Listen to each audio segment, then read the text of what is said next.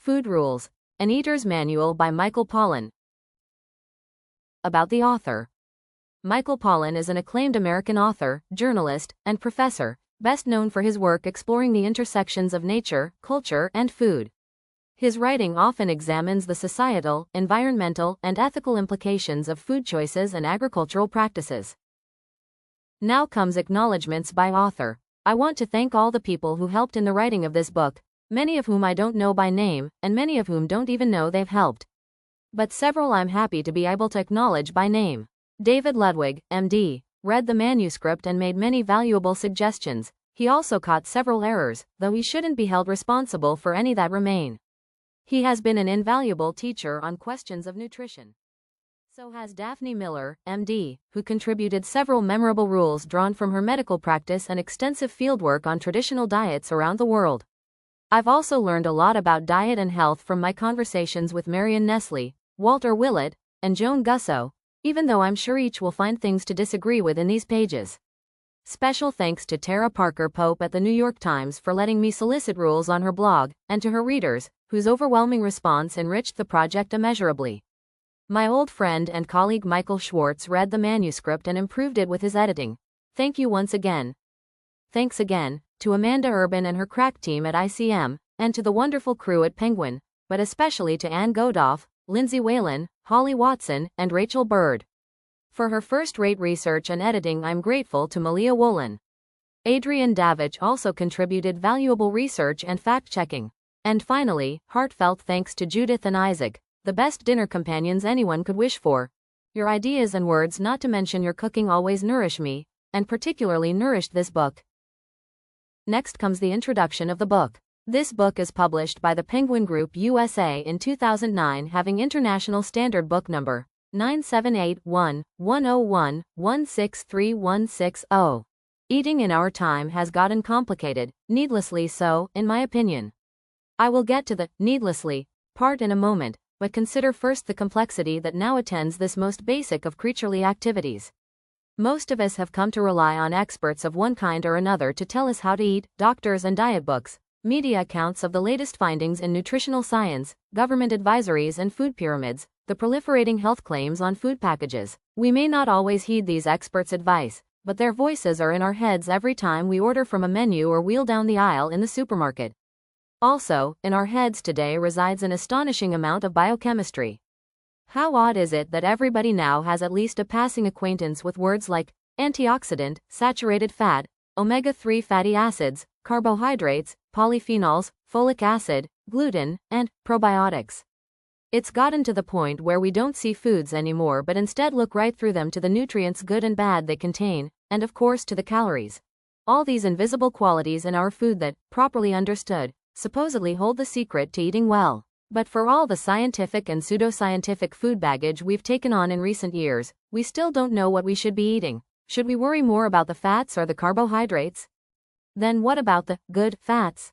Or the bad carbohydrates, like high fructose corn syrup? How much should we be worrying about gluten? What's the deal with artificial sweeteners?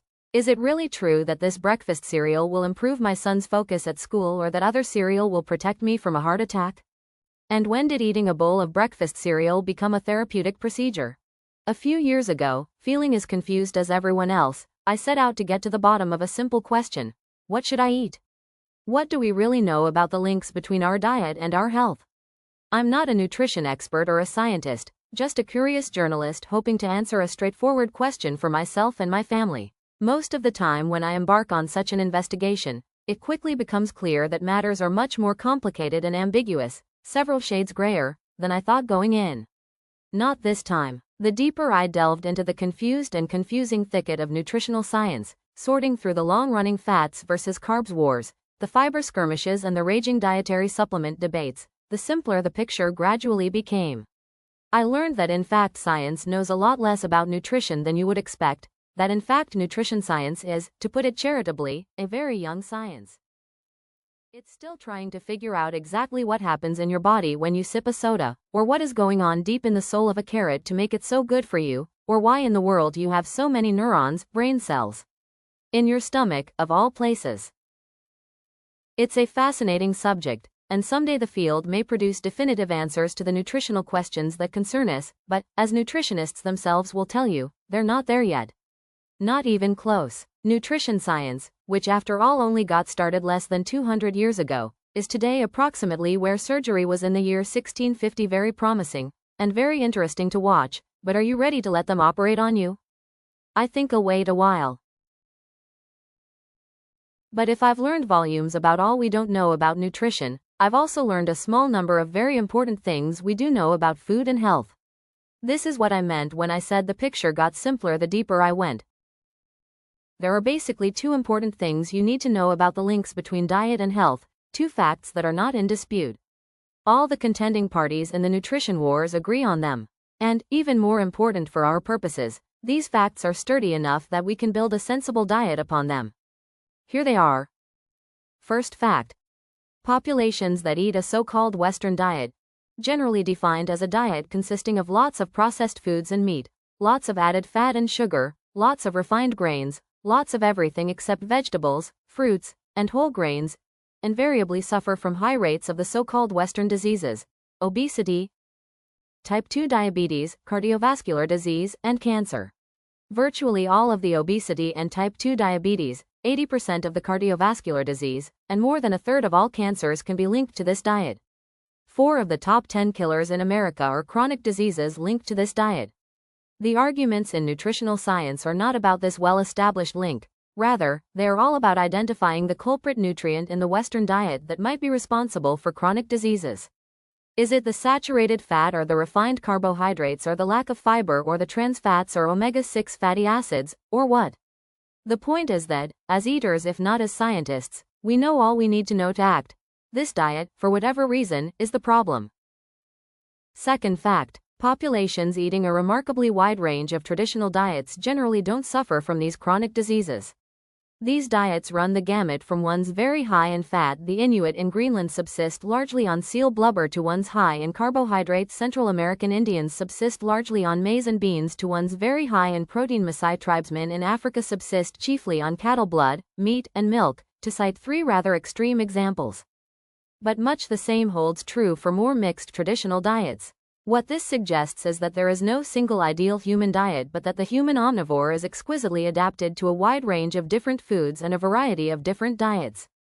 Except, that is, for one, the relatively new in evolutionary terms Western diet that most of us now are eating.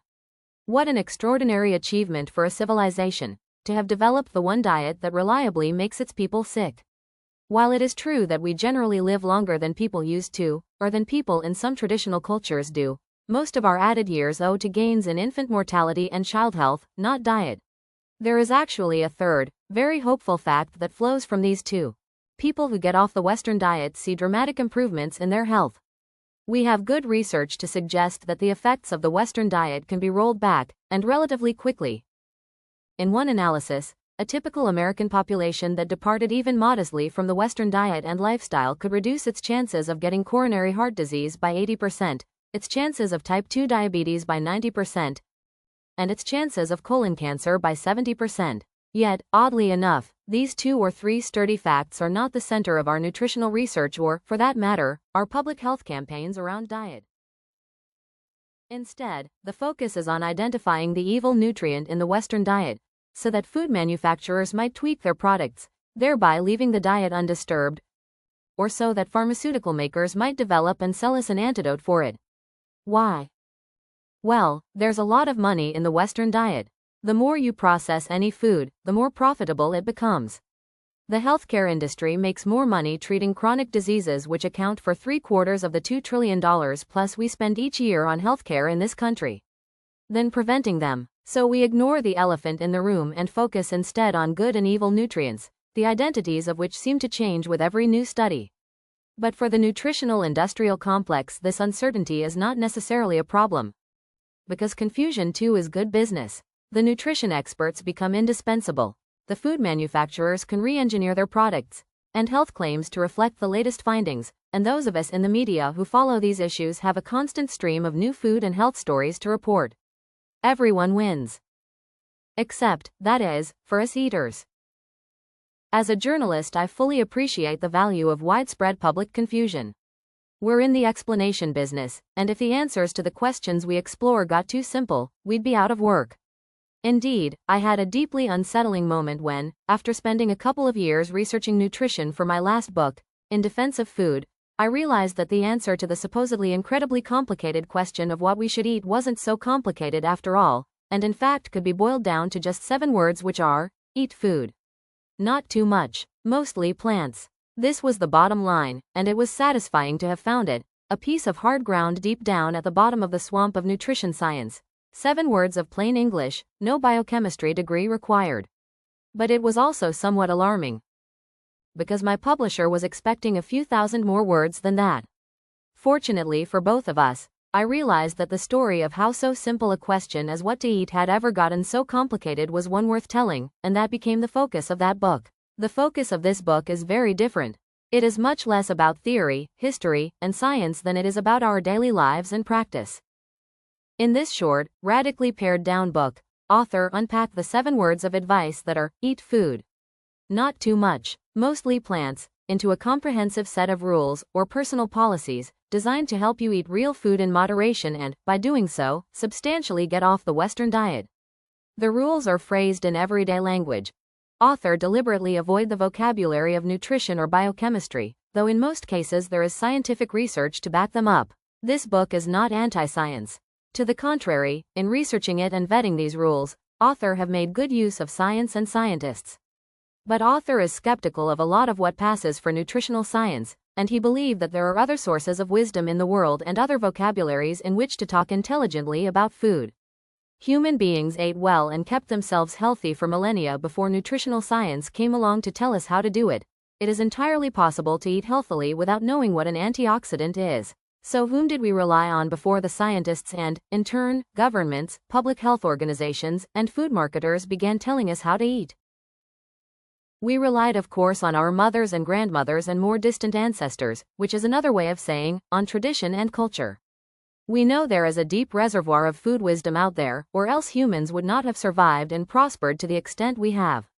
This dietary wisdom is the distillation of an evolutionary process involving many people in many places figuring out what keeps people healthy and what doesn't, and passing that knowledge down in the form of food habits and combinations, manners and rules and taboos, and everyday and seasonal practices, as well as memorable sayings and adages. Are these traditions infallible? No. There are plenty of old wives' tales about food that on inspection turn out to be little more than superstitions. But much of this food wisdom is worth preserving and reviving and heeding. That is exactly what this book aims to do. Food Rules distills this body of wisdom into 64 simple rules for eating healthily and happily. The rules are framed in terms of culture rather than science, though in many cases science has confirmed what culture has long known. Not surprisingly, these two different vocabularies, or ways of knowing, often come to the same conclusion as when scientists recently confirmed that the traditional practice of eating tomatoes with olive oil is good for you, because the lycopene in the tomatoes is soluble in oil, making it easier for your body to absorb. Author have also avoided talking much about nutrients, not because they aren't important, but because focusing relentlessly on nutrients obscures other, more important truths about food. Foods are more than the sum of their nutrient parts, and those nutrients work together in ways that are still only dimly understood. It may be that the degree to which a food is processed gives us a more important key to its healthfulness. Not only can processing remove nutrients and add toxic chemicals, but it makes food more readily absorbable, which can be a problem for our insulin and fat metabolism. Also, the plastics in which processed foods are typically packaged can present a further risk to our health. This is why many of the rules in this book are designed to help you avoid heavily processed foods, which author prefer to call edible food, like substances. Most of these rules author wrote, but many of them have no single author. They are pieces of food culture, sometimes ancient, that deserve our attention, because they can help us. Author have collected these adages about eating from a wide variety of sources. The older sayings appear in quotes. Author consulted folklorists and anthropologists, doctors, nurses, nutritionists, and dietitians, as well as a large number of mothers, grandmothers, and great-grandmothers. Author solicited food rules from his readers and from audiences at conferences and speeches on 3 continents. he publicized a web address where people could email rules they had heard from their parents or others and had found personally helpful. A single request for rules that author posted on the New York Times's, blog resulted in 2,500 suggestions. Not all of them made a whole lot of sense. One meat per pizza is probably not a surefire prescription for good health, but many of them did, and several are included here. Thank you to all who contributed to the project. Taken together, these rules comprise a kind of choral voice of popular food wisdom. According to author, his job has been not to create that wisdom so much as to curate it and vet it. His wager is that that voice has as much or more to teach us, and to help us right our relationship to food, than the voices of science and industry and government. The 64 rules here are each accompanied by a paragraph or two of explanation, except for a few that are self-explanatory. There is no need to learn or memorize them all, because many will take you to the same place. For example, rule number 11, which is, avoid foods you see advertised on television, and rule number 7, which is, avoid food products containing ingredients that a third grader cannot pronounce. They are both designed to keep more or less the same highly processed food-like products out of your cart. Author hope is that a handful of these rules will prove sufficiently sticky, or memorable, that they will become second nature to you. Something you do, or don't do, without giving it a thought. While author call them rules, he think of them less as hard and fast laws than as personal policies. Policies are useful tools. Instead of prescribing highly specific behaviors, they supply us with broad guidelines that should make everyday decision-making easier and swifter. Armed with a general policy, like rule number 36, which is, don't eat breakfast cereals that change the color of the milk, you'll find you won't have to waste as much time reading ingredients labels and making decisions standing in the cereal aisle. Think of these food policies as little algorithms designed to simplify your eating life. Adopt whichever ones stick and work best for you. But do be sure to adopt at least one from each of the 3 sections, because each section deals with a different dimension of your eating life. The first section is designed to help you eat food, which in the modern supermarket turns out to be a lot more difficult than you would think. These rules offer screens or filters to help you tell the real food from the edible food-like substances you want to avoid. The second section, subtitled as Mostly Plants, offers rules to help you choose among real foods. And the third, subtitled as Not Too Much, deals with how rather than what to eat and offers a series of policies designed to foster some simple everyday habits that will help you moderate your eating and enjoy it more. If those 2 goals sound contradictory, well, you haven't dipped into this book yet. Now comes the discussion on section 1 of the book, which is entitled as What Should I Eat? The rules in this section will help you to distinguish real foods, the plants, animals, and fungi people have been eating for generations, from the highly processed products of modern food science that, increasingly, have come to dominate the American food marketplace and diet. Each rule proposes a different filter for separating the one from the other. But they all share a common aim, which is to help you keep the unhealthy stuff out of your shopping cart. Now comes the discussion on rules of section 1. Rule number 1 is eat food. These days this is easier said than done, especially when 17,000 new products show up in the supermarket each year, all vying for your food dollar. But most of these items don't deserve to be called food. Author call them edible food-like substances. They're highly processed concoctions designed by food scientists, consisting mostly of ingredients derived from corn and soy that no normal person keeps in the pantry, and they contain chemical additives with which the human body has not been long acquainted. Today much of the challenge of eating well comes down to choosing real food and avoiding these industrial novelties. Rule number 2 is, don't eat anything your great-grandmother wouldn't recognize as food. Imagine your great-grandmother or grandmother, depending on your age, at your side as you roll down the aisles of the supermarket. You're standing together in front of the dairy case.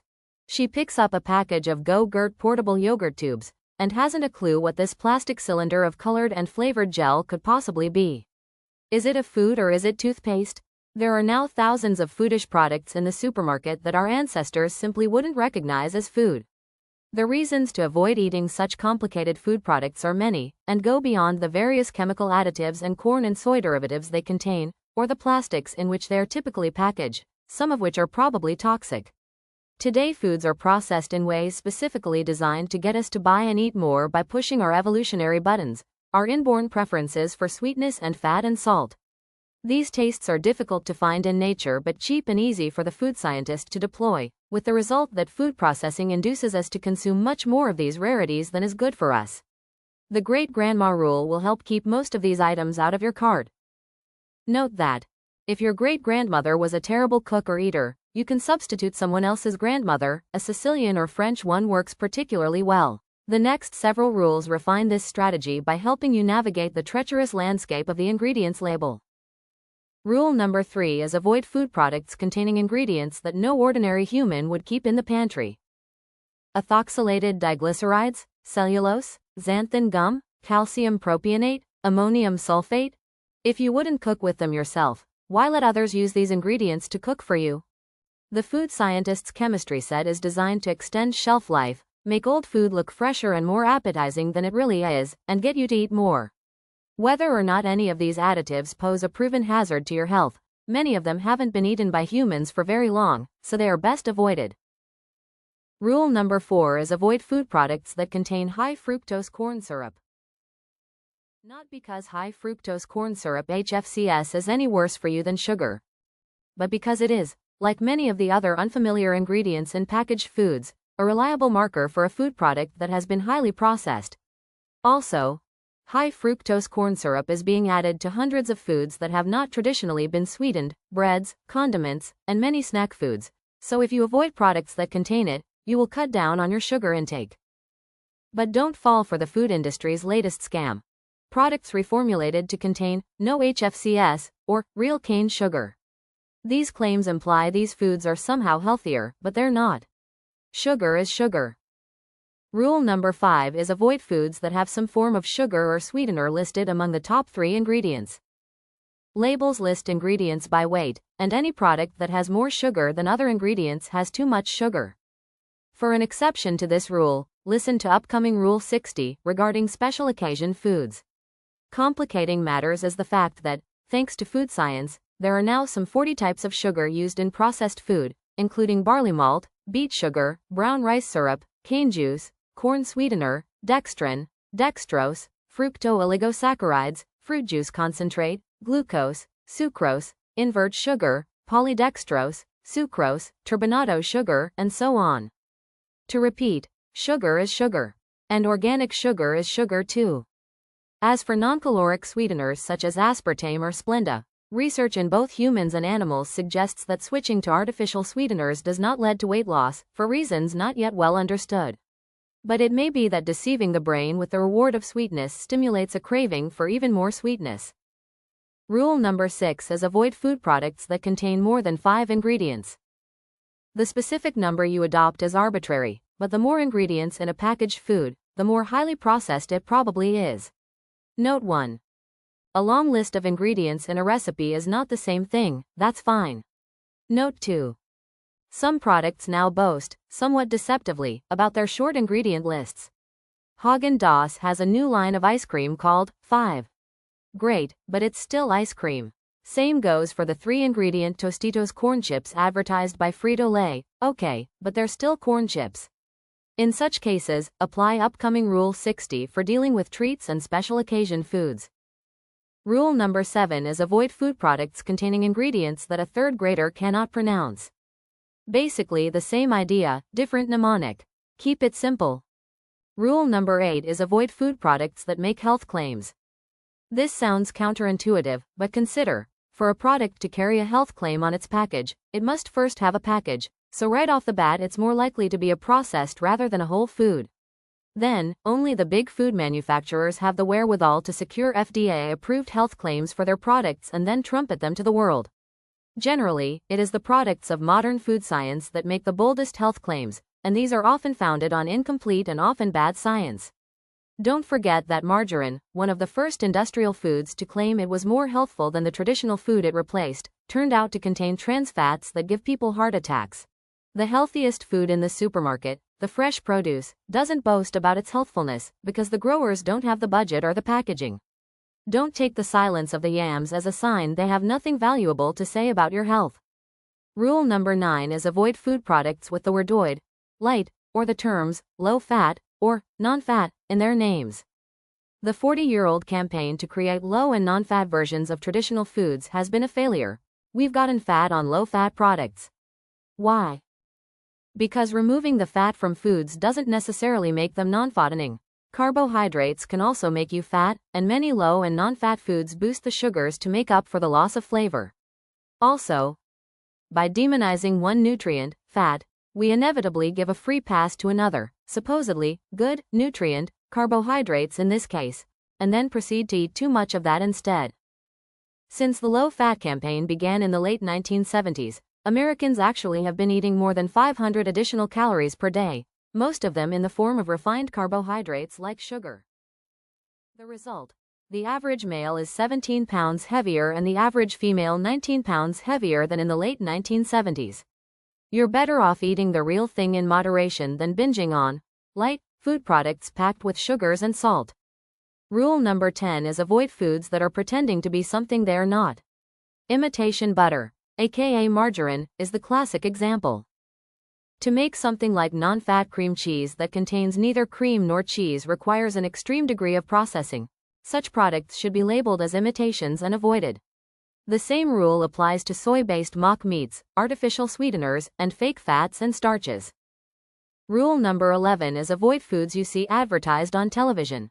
Food marketers are ingenious at turning criticisms of their products, and rules like these, into new ways to sell slightly different versions of the same processed foods.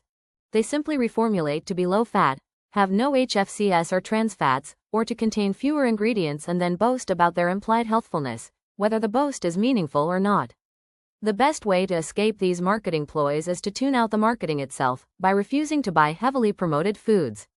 Only the biggest food manufacturers can afford to advertise their products on television. More than 2/3 of food advertising is spent promoting processed foods and alcohol, so if you avoid products with big ad budgets, you'll automatically be avoiding edible food-like substances.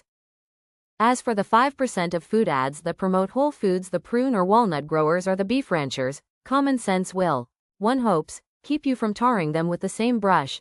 These are the exceptions that prove the rule. Bogus health claims and faulty food science have made supermarkets particularly treacherous places to shop for real food, which suggests the next two rules.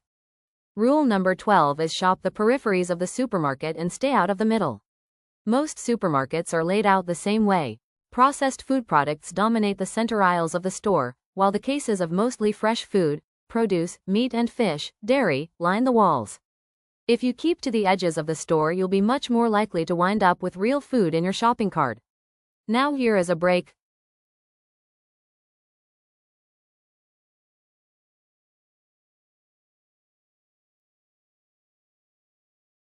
This strategy is not foolproof, however, since things like high fructose corn syrup have crept into the dairy case under the cover of flavored yogurts and the like. Rule number 13 is eat only foods that will eventually rot. What does it mean for food to go bad? It usually means that the fungi and bacteria and insects and rodents with whom we compete for nutrients and calories have gotten to it before we did. Food processing began as a way to extend the shelf life of food by protecting it from these competitors. This is often accomplished by making the food less appealing to them, by removing nutrients from it that attract competitors, or by removing other nutrients likely to turn rancid, like omega-3 fatty acids. The more processed a food is, the longer the shelf life, and the less nutritious it typically is. Real food is alive, and therefore it should eventually die. There are a few exceptions to this rule. For example, honey has a shelf life measured in centuries. Note that most of the immortal food-like substances in the supermarket are found in the middle aisles. Rule number 14 is eat foods made from ingredients that you can picture in their raw state or growing in nature. Read the ingredients on a package of Twinkies or Pringles and imagine what those ingredients actually look like raw or in the places where they grow. You can't do it. This rule will keep all sorts of chemicals and food-like substances out of your diet. Rule number 15 is get out of the supermarket whenever you can. You won't find any high fructose corn syrup at the farmer's market. You also won't find any elaborately processed food products, any packages with long lists of unpronounceable ingredients or dubious health claims, anything microwavable, or, perhaps best of all, any old food from far away. What you will find are fresh, whole foods harvested at the peak of their taste and nutritional quality, precisely the kind your great-grandmother, or even your Neolithic ancestors, would easily recognize as food. the kind that is alive and eventually will rot. Rule number 16 is buy your snacks at the farmer's market. You'll find yourself snacking on fresh or dried fruits and nuts, real food, rather than chips and sweets. Rule number 17 is eat only foods that have been cooked by humans. If you're going to let others cook for you, you're much better off if they are other humans rather than corporations. In general, corporations cook with too much salt, fat, and sugar, as well as with preservatives, colorings, and other biological novelties. They also aim for immortality in their food products. Note: while it is true that professional chefs are generally humans, they often cook with large amounts of salt, fat, and sugar too, so treat restaurant meals as special occasions. Now comes the discussion on the continuation of previous rules, which consists of a few useful variants on the human cooked food rule. Rule number 18 is don't ingest foods made in places where everyone is required to wear a surgical cap. Rule number 19 is if it came from a plant, eat it; if it was made in a plant, don't. Rule number 20 is it's not food if it arrived through the window of your car. Rule number 21 is, it's not food if it's called by the same name in every language.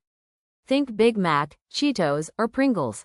That concludes this chapter. Next, we'll dive into the discussion on second section of the book, which is entitled as What Kind of Food Should I Eat? Mostly plants. If you follow the rules offered thus far, you will be eating real, whole food most of the time. The simple key to a healthy diet. Beyond that, you have a great many options.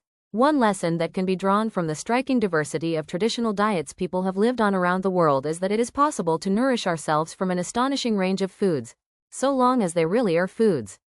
There have been, and can be, healthy high-fat and healthy low-fat diets, but they have always been diets built around whole foods. Yet there are some whole foods that are better for us than others, and some ways of producing them and then combining them in meals that can make a difference. So the upcoming rules in the second section propose a handful of personal policies regarding what to eat, above and beyond food. Now comes the discussion on rules of second section.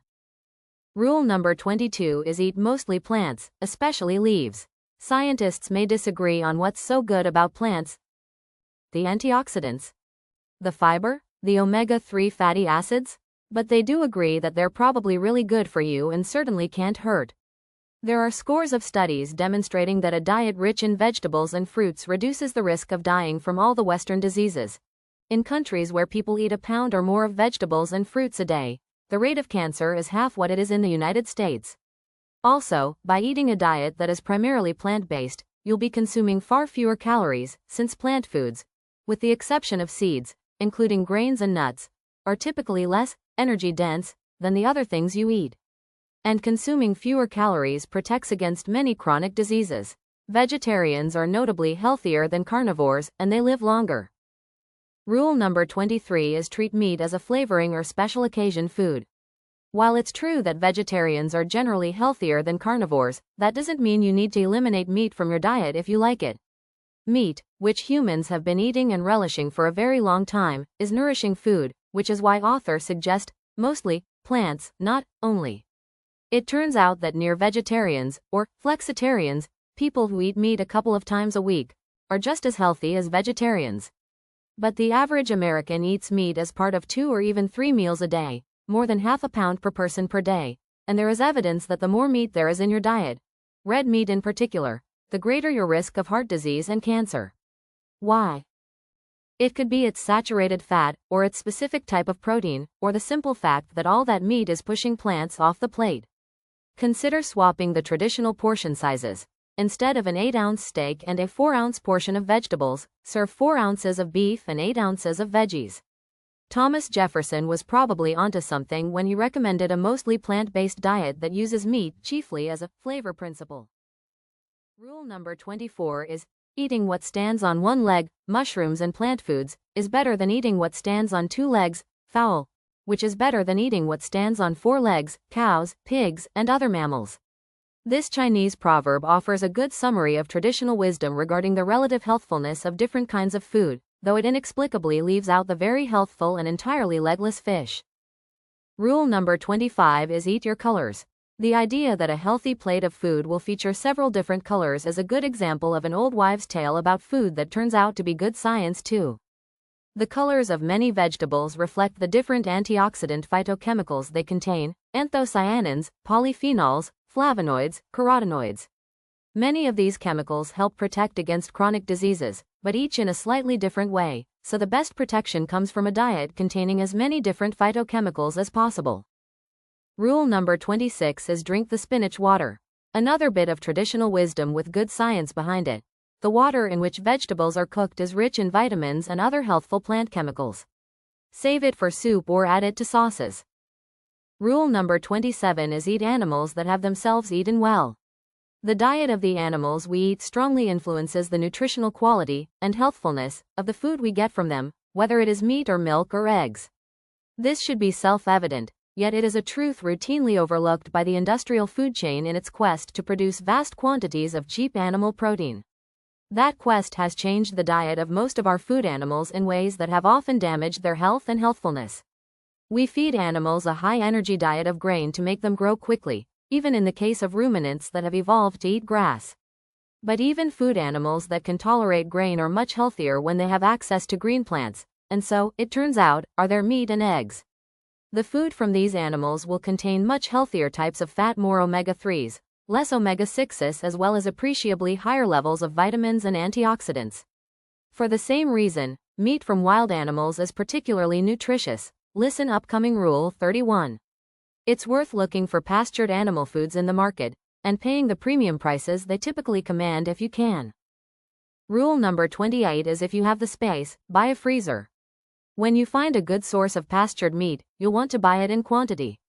Buying meat in bulk, a quarter of a steer, say, or a whole hog, is one way to eat well on a budget. Dedicated freezers are surprisingly inexpensive to buy and to operate because they aren't opened nearly as often as the one in your refrigerator.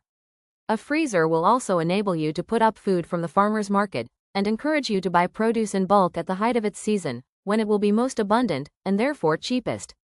And freezing does not significantly diminish the nutritional value of produce. Rule number 29 is eat like an omnivore.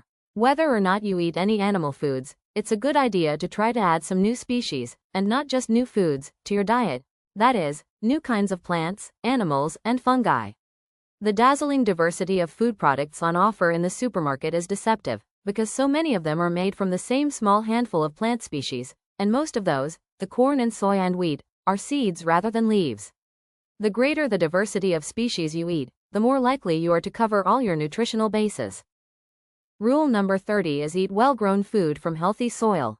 It would have been easier to say, eat organic, and it is true that food certified organic is usually well-grown in relatively healthy soil nourished by organic matter rather than chemical fertilizers.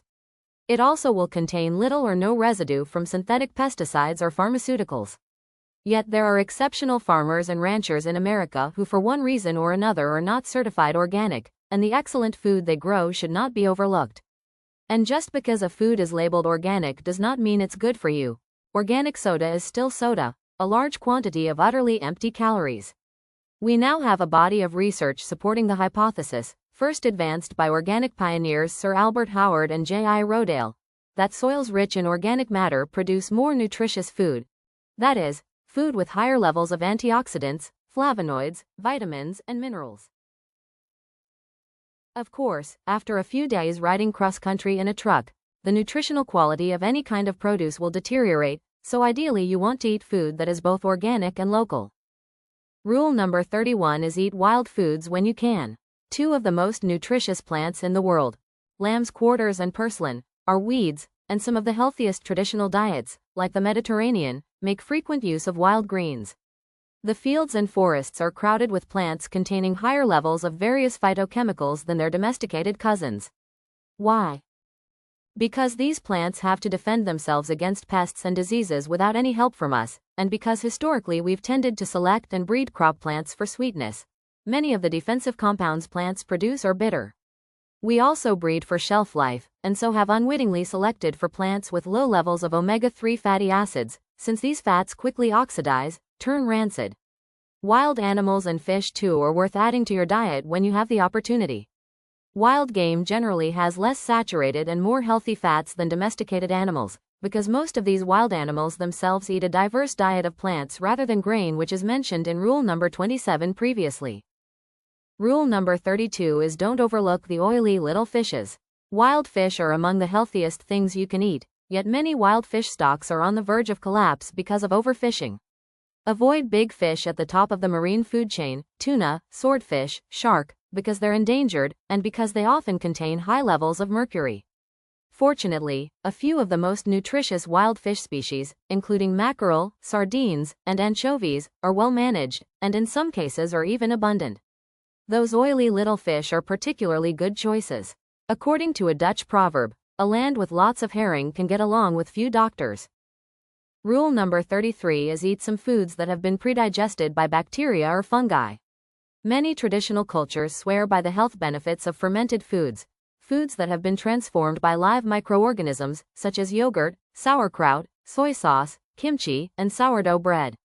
These foods can be a good source of vitamin B12, an essential nutrient you can't get from plants. B12 is produced by animals and bacteria. Many fermented foods also contain probiotics, beneficial bacteria that research suggests improve the function of the digestive and immune systems and, according to some studies, help reduce allergic reactions and inflammation. Rule number 34 is sweeten and salt your food yourself.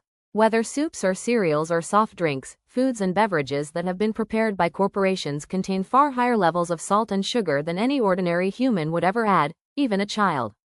By sweetening and salting these foods yourself, you'll make them to your taste, and you will find you're consuming a fraction as much sugar and salt as you otherwise would.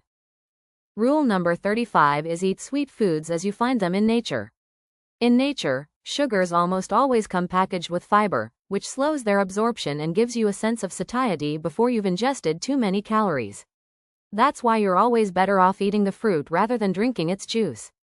In general, calories taken in liquid form are more fattening because they don't make us feel full. Humans are one of the very few mammals that obtain calories from liquids after weaning. So don't drink your sweets, and remember, there is no such thing as a healthy soda. Rule number 36 is don't eat breakfast cereals that change the color of the milk. This should go without saying. Such cereals are highly processed and full of refined carbohydrates as well as chemical additives. Rule number 37 is, the whiter the bread, the sooner you'll be dead. This rather blunt bit of cross-cultural grandmotherly advice passed down from both Jewish and Italian grandmothers suggests that the health risks of white flour have been popularly recognized for many years. As far as the body is concerned, white flour is not much different from sugar. Unless supplemented, it offers none of the good things including fiber, B vitamins and healthy fats in whole grains. It's little more than a shot of glucose. Large spikes of glucose are inflammatory and wreak havoc on our insulin metabolism. Eat whole grains and minimize your consumption of white flour. Recent research indicates that the grandmothers who lived by this rule were right. People who eat lots of whole grains tend to be healthier and to live longer. Rule number 38 is favor the kinds of oils and grains that have traditionally been stone ground. When grindstones were the only way to refine flour and oil were generally more nutritious. In the case of grain, more of the germ and fiber remains when it is ground on a stone. You can't get white flour from a stone. The nutritional benefits of whole grains are impressive. Fiber, the full range of B vitamins, and healthy oils, all of which are sacrificed when the grain is refined on modern roller mills as mentioned. Highly refined flours are little different from sugar. And the newer oils that are extracted by modern chemical means tend to have less favorable fatty acid profiles and more additives than olive, sesame, palm fruit, and peanut oils that have been obtained the old-fashioned way. Rule number 39 is eat all the junk food you want as long as you cook it yourself. There is nothing wrong with eating sweets, fried foods, pastries, even drinking a soda every now and then, but food manufacturers have made eating these formerly expensive and hard to make treats so cheap and easy that we're eating them every day.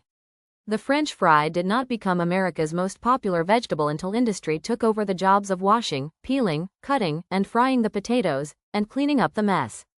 If you made all the French fries you ate, you would eat them much less often, if only because they're so much work. The same holds true for fried chicken, chips, cakes, pies, and ice cream. Now here is a break for some time.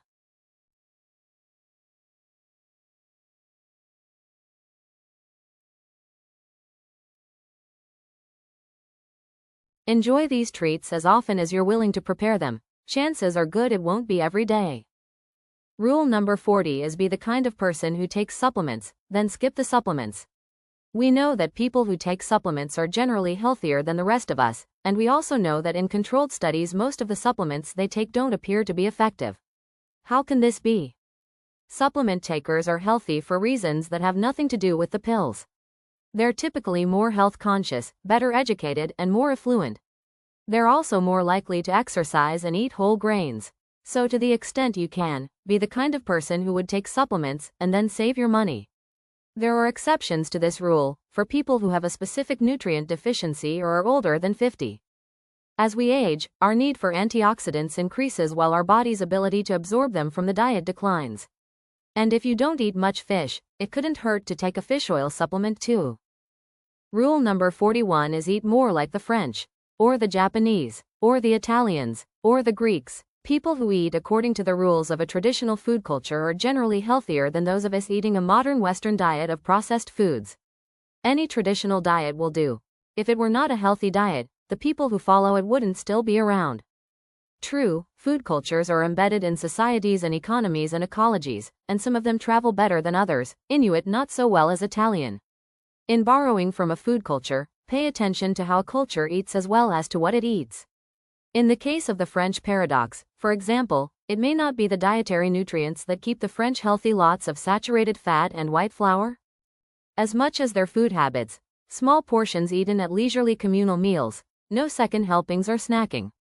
Pay attention, too, to the combinations of foods in traditional cultures. In Latin America, corn is traditionally cooked with lime and eaten with beans. What would otherwise be a nutritionally deficient staple becomes the basis of a healthy, balanced diet. The beans supply amino acids lacking in corn, and the lime makes niacin available.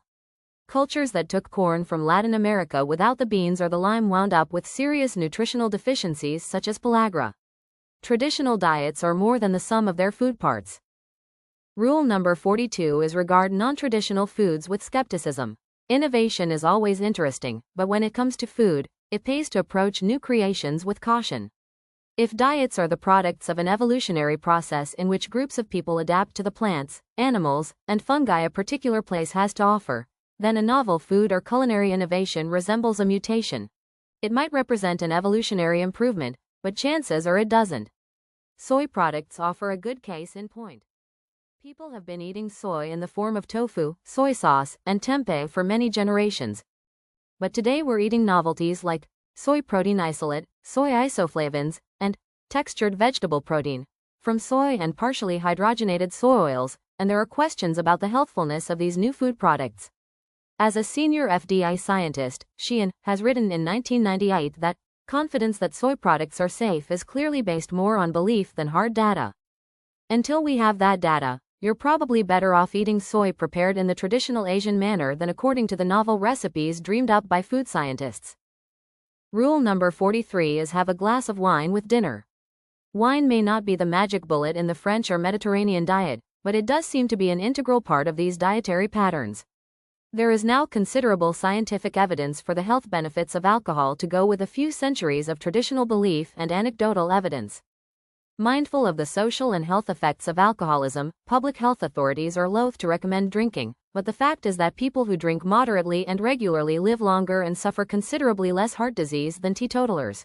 Alcohol of any kind appears to reduce the risk of heart disease, but the polyphenols in red wine, resveratrol in particular, may have unique protective qualities. Most experts recommend no more than 2 drinks a day for men, 1 for women. Also, the health benefits of alcohol may depend as much on the pattern of drinking as on the amount.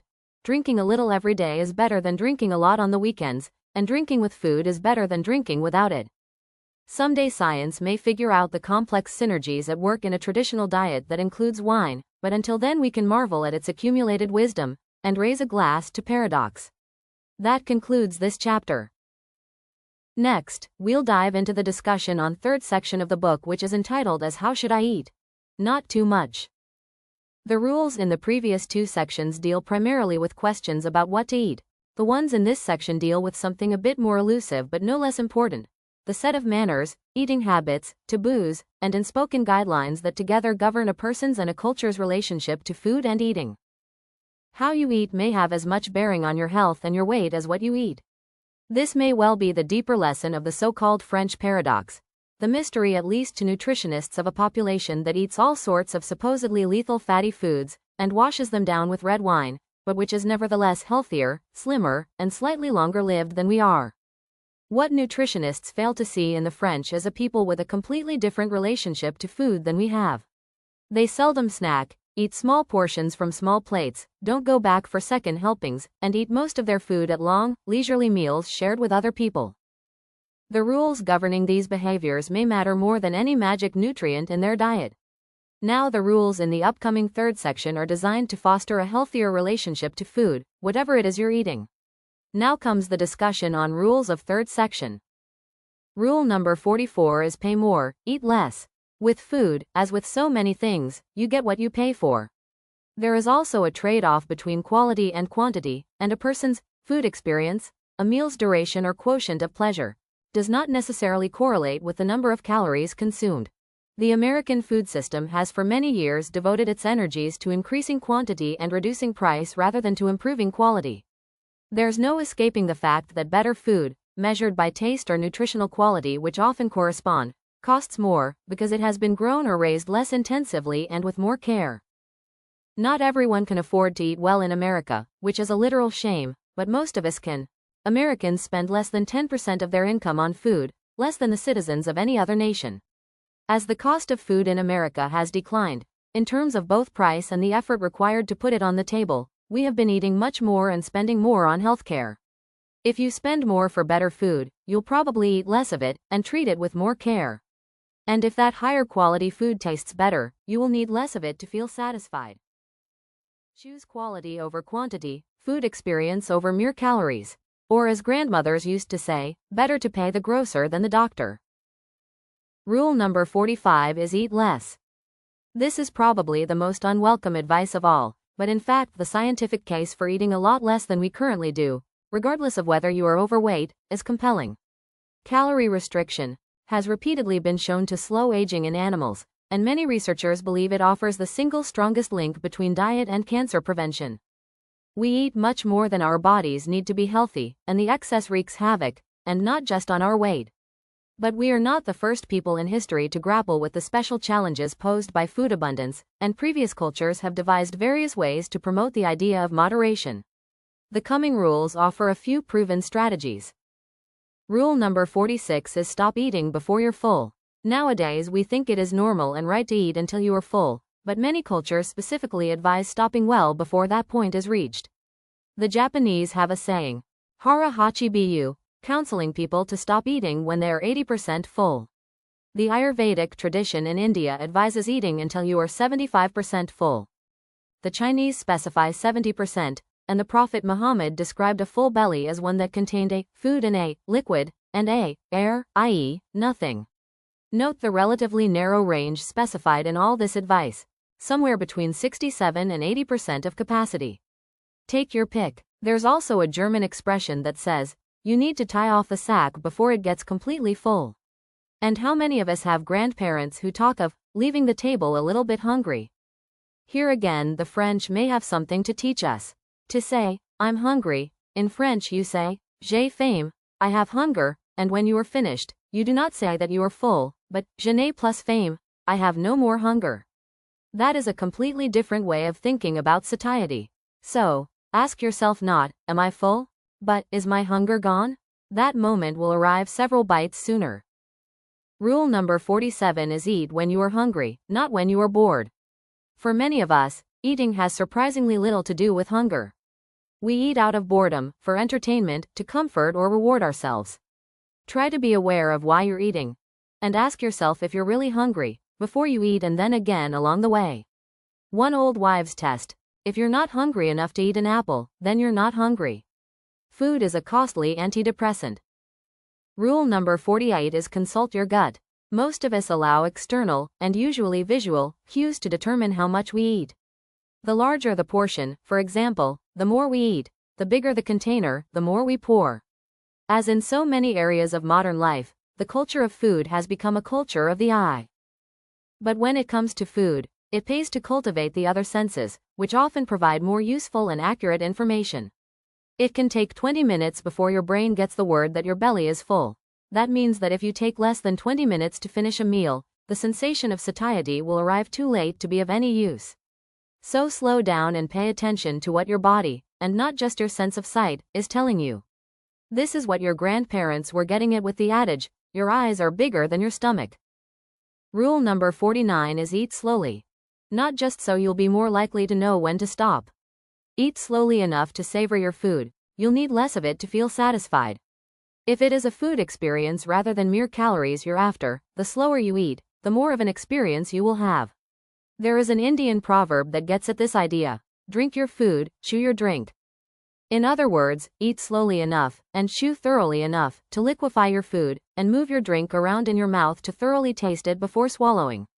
The recommendation sounds a bit clinical perhaps, but try following it at least to the point of fully appreciating what's in your mouth.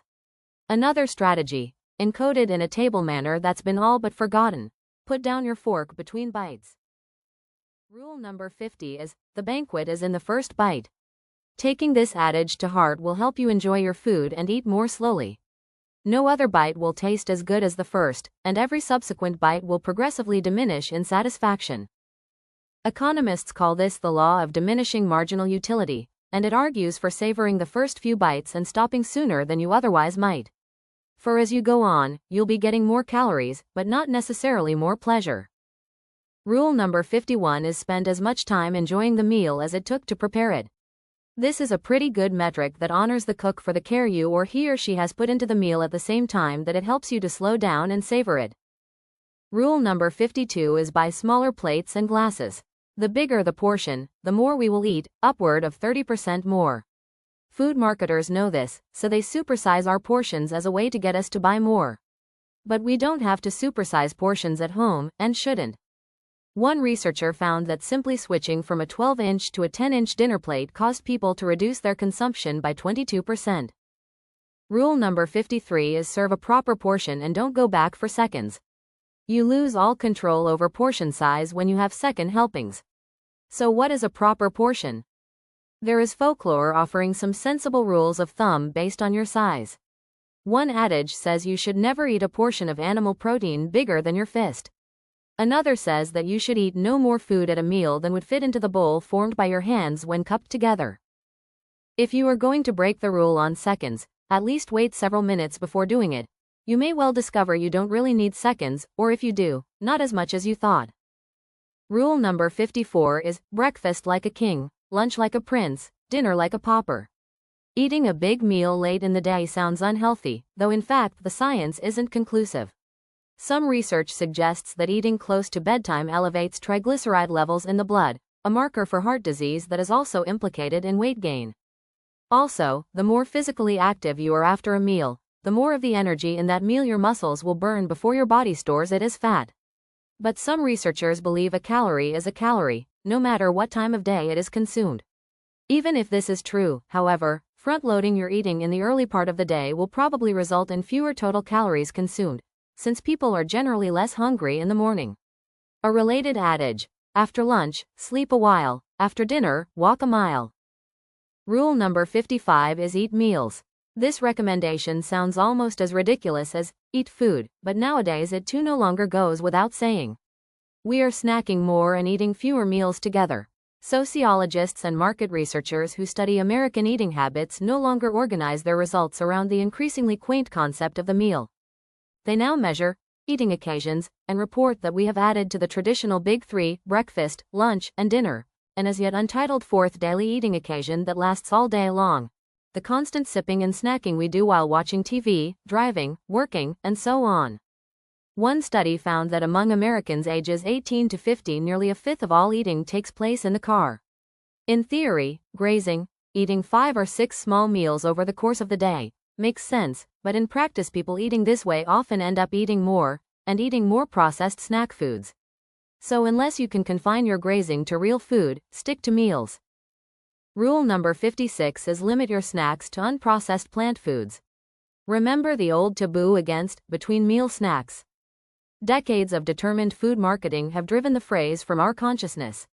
But the bulk of the 500 calories Americans have added to their daily diets since 1980, the start of the obesity epidemic, have come in the form of snack foods laden with salt, fat, and sugar. If you are going to snack, try to limit yourself to fruits, vegetables, and nuts. Rule number 57 is don't get your fuel from the same place your car does. American gas stations now make more money inside selling food and cigarettes than they do outside selling gasoline. But consider what kind of food this is. Except perhaps for the milk and water, it's all highly processed, imperishable snack foods and extravagantly sweetened soft drinks in hefty 20-ounce bottles. Gas stations have become processed corn stations, ethanol outside for your car and high-fructose corn syrup inside for you. Don't eat here. Rule number 58 is do all your eating at a table. No, a desk is not a table. If we eat while we're working, or while watching TV or driving, we eat mindlessly, and as a result eat a lot more than we would if we were eating at a table, paying attention to what we're doing. This phenomenon can be tested and put to good use. Place a child in front of a television set and place a bowl of fresh vegetables in front of him or her. Now here is a break for some time.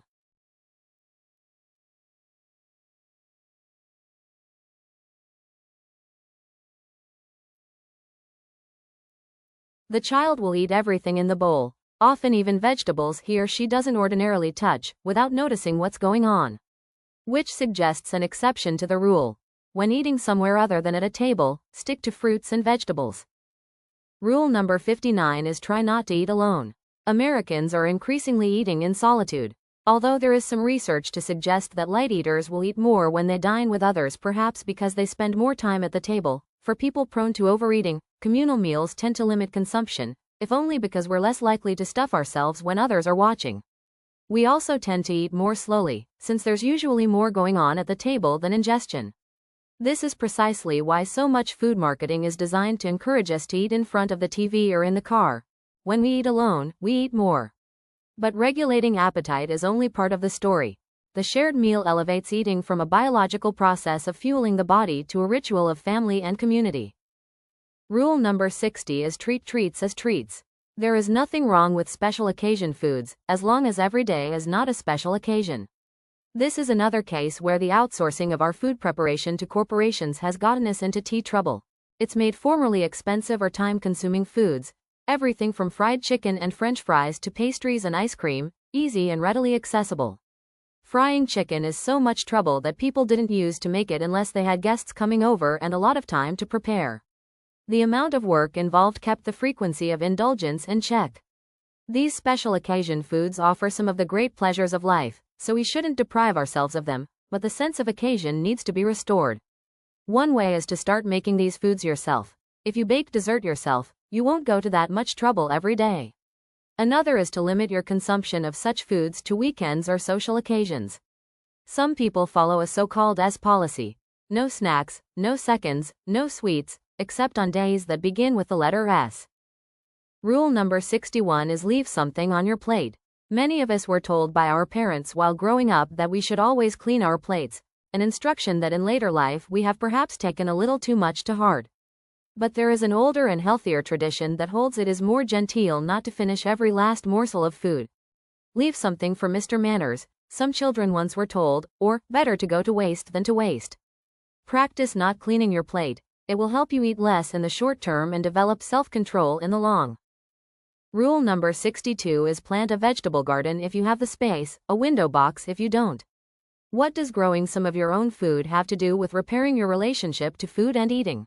Everything. To take part in the intricate and endlessly interesting processes of providing for your sustenance is the surest way to escape the culture of fast food and the values implicit in it.